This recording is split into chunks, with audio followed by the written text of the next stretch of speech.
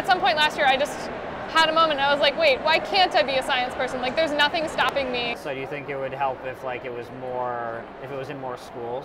Yes. So like if they got at an early age to understand the processes, they would have a better understanding. Yeah, I think the media can only do so much with a 3-minute clip. And maybe that can make you a more creative scientist. Wow, no, that's really good. So I have some like platypus samples, and I have some wallaby, human. I have a dog, a horse, cows, pigs, bat, elephant. In the thesis? Yeah. Okay, yeah. Just in my backyard.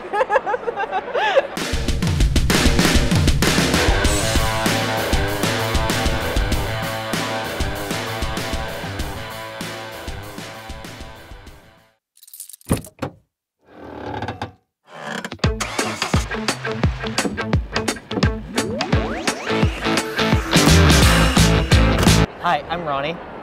Nice to meet you. I'm Maria Weber. So I'm Katie Micah. I'm Aaron Drips. I'm Cody Schiffer. I'm Henry Siegel. I'm Jenna Johnston. I'm Marie Dix. All right, so today is Speak Up for Science at the Field Museum, and I just parked got everything unloaded in their massive deck. We're going to be talking to a whole lot of people about why they're coming today to speak up for science. So it should be really exciting, and we should have a good time. So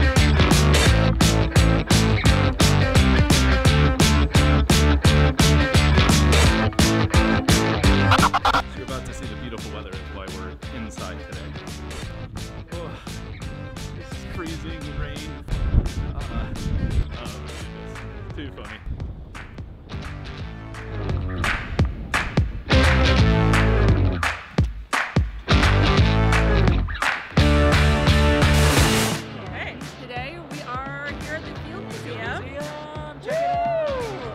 Speak Up for Science today, 1 year from the March for Science. Yep, 1 year anniversary. 1 year anniversary. We are the United Sciences of Chicago, and we're going to talk to some of the patrons and just see why they're here speaking up for science today. Yeah. Good class. High five. High five. Woo!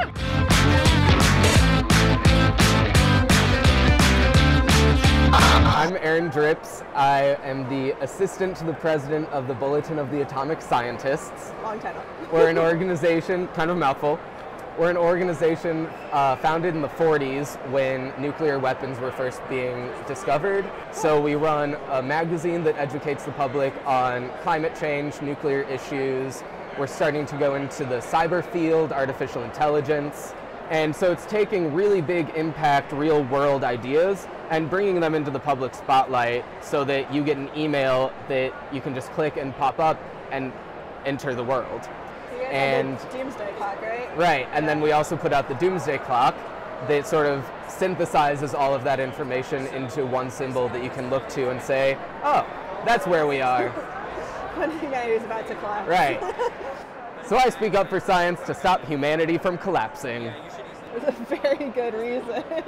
So I'm Katie Micah. I just finished my PhD. I'm transitioning to a postdoc right now, both of which at the University of Chicago. So I've previously studied the evolution of mammalian pregnancy. Where does it come from? What genes play a role? How do those genes know to be on or off to play that role? And I'm soon going to be studying the evolution of hands. And I'm here speaking up for science mostly for a fairly simple reason of a study once said that most people in the general public can't name a scientist. And those of them who think they can, about 40% of them name people that are not scientists. So like even in my own family, sometimes I go home and they don't realize I'm a scientist. Like my immediate family does, but talking to my cousins or something, they don't always know that what I do means I'm a scientist. Right. So it's a lot of fun coming out and telling the stories of both my work and other work at the university, or even at some other universities, of some really cool things we're doing, and kind of just try to ignite that spark in kids and adults in any age, and being like, you can think about these questions and you can answer these questions too, and it's not something that an elite set can do. Like anyone can be a scientist of any background. Thank you guys so much. This is a great first interview. Thank you so Cool. much for taking time. To close out, if we had to follow this theme, speak up for science, right? But you're here, so what is important? Speak up for what? I would say speak up for diplomacy, because we have so many conflicts going on in the world right now, and we have so many empty diplomatic seats in government currently, and funding for diplomacy in the State Department has been cut in favor of military action, and diplomacy is a much cheaper option and a much more humane option, and so I would like to see more of that. I'd say speak up for representation. Anyone can be a scientist. Doesn't matter your background, doesn't matter your driving question. There's a place for you in science if you want them there to be. Awesome. So, Thank you guys so much. yeah, thank you. Thank you. This is fun. I'm Jenna Johnston. I'm Marie Dix. Why are you here today? Why have you chosen to come out here and speak up for science? All right, well, I looked for this event because I wasn't able to go to the March for Science last year, and I was really disappointed about that. So I wanted to see if there was one again in Chicago this year, and I found this event, and it sounded really cool, so I decided to come. It's good. Yeah, I'm here because you found the event on Facebook, and you showed it to me. You're like, want to come to this thing called Speak Up for Science? And I was like, yeah, what is it? So, because yeah, I mean, we're both science majors. Like, obviously, science is just really important to us, and especially the environment. Yeah. But I know personally, I've been not great with being politically active and actually being able to like express my views to people and get them on board. So I kind of wanted to come here and gather with like-minded people and figure out how to do that better. Yeah, I think it's interesting. It's something that's difficult for me because I like to try to be politically active and I study science. And, it's hard sometimes to merge those two things. I think sometimes people like to keep them separate for different reasons. And for me, they both come from the same place of compassion and just wanting the world to be a better place. So it's really inspiring to be here with a lot of other people who feel the same way and who just want to help out in whatever ways they can. Yeah, I mean, I'm happy to see that it's changing, but I think for a long time we had like the scientists, and then we had like the people who like politicians and like people that communicated, but like we had a really hard time like merging those two things. Yeah. But I mean, the truth is science isn't going to help many people unless they know about it. Yeah, so science can't exist in a bubble. Right. It has to be communicated, or else like it's not worth as much as it could be. Yeah, and we were talking about this earlier. Like, it's kind of hard to find a balance too, because you can't spend all of your life researching and being completely dedicated to science. Like, you also need to take some time to share it with people, but like finding that balance and dedicating yourself, it's hard. Yeah, and I think that's why it's important to get lots of different people involved in science, because you need people to do all types of things, right? You need people who are really dedicated to doing the research, but you also need people who are willing to share it with the world and who are good at explaining it to other people. Both components are really important. Yeah, and that's, you can even see that at our school, just like looking at the science majors. Like, people talk about like them being a stereotype or whatever, but like there's so many different kinds of people that are involved in science and that care about this kind of stuff. So. Yeah, even I like didn't think for a long time I didn't think I was like a science person. Like I didn't either, man. I didn't see myself that way, and then I'm not really sure why. I think it just didn't really feel like it was for me. But at some point last year, I just had a moment. I was like, wait, why can't I be a science person? Like, there's nothing stopping me. Yeah. Just why not? I know. And it's really interesting. And I think, science can be and should be for everybody.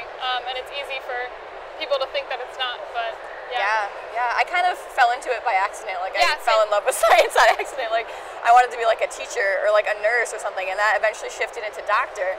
And then, I was in high school, and they're like, oh, you want to be a doctor? You should major in biology or something. And I was like, all right, like, I like bio, okay. Like, I never had a favorite subject, but now that I'm here in college, I'm just finding out how great it is. Like, I really love science, so. I think I've definitely seen more science-based advocacy since the March for Science last year. It's really encouraging. I think especially since stuff started coming up last year with like potential budget cuts to different science departments.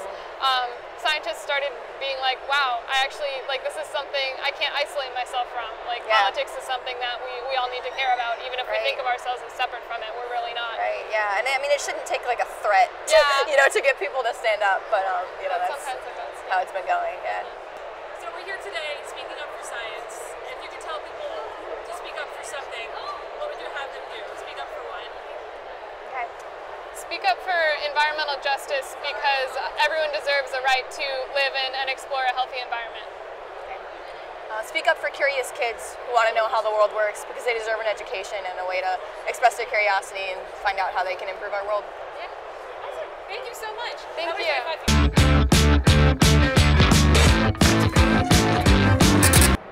I'm Cody Schiffer. I'm Henry Siegel. in my opinion, there can't be too much science advocacy, especially considering the current political environment and the effects of it on education in the States. I think in the past we could have done better and to secure a future where science has an appropriate place in American education. It's really cool to see, I think, something like this that's happening, that's trying to engage the public. It's cool how crowded it is. Yeah.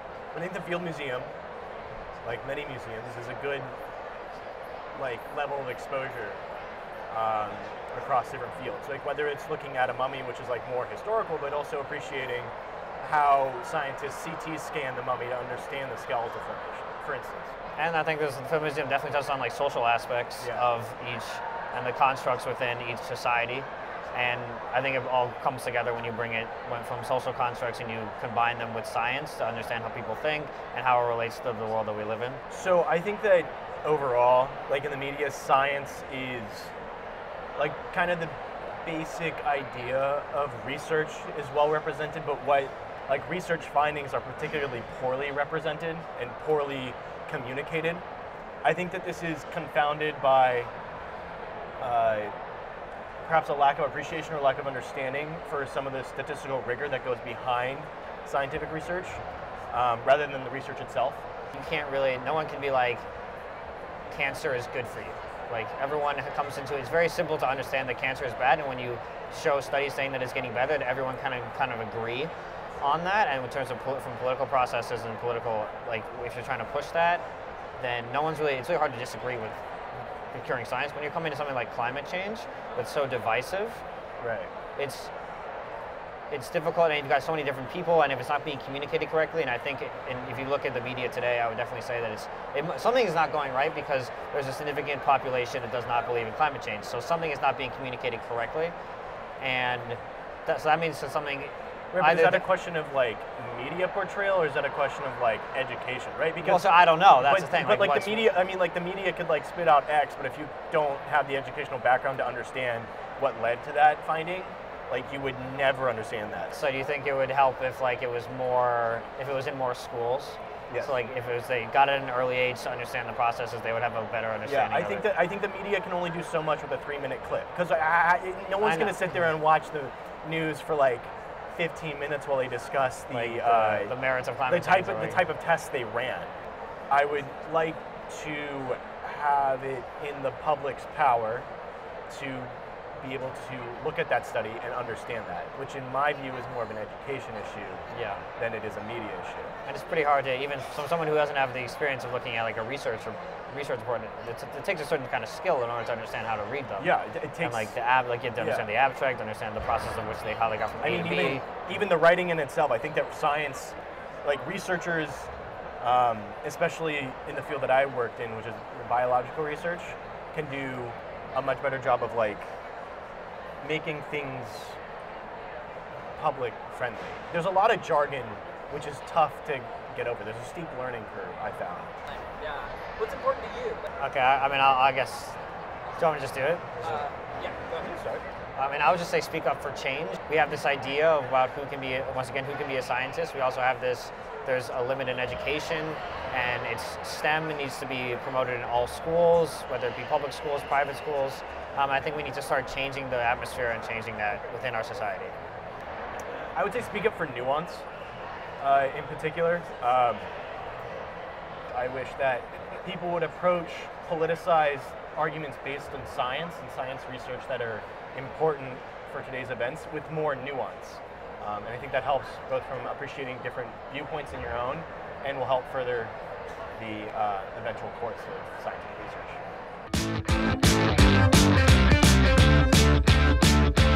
Hi, I'm Ronnie. Nice to meet you. Yeah. Oh, sorry. I'm a data scientist.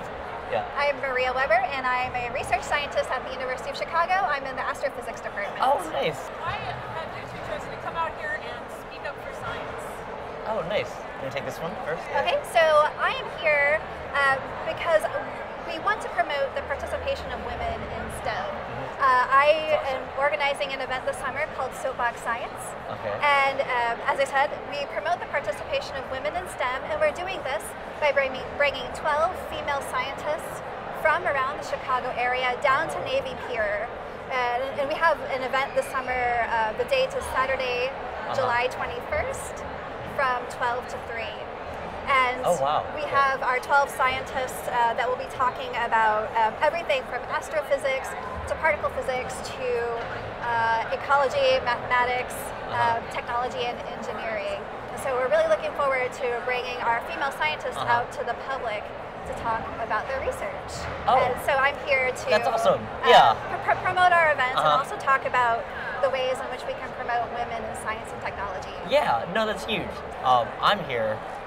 So I'm a data scientist, as I said earlier.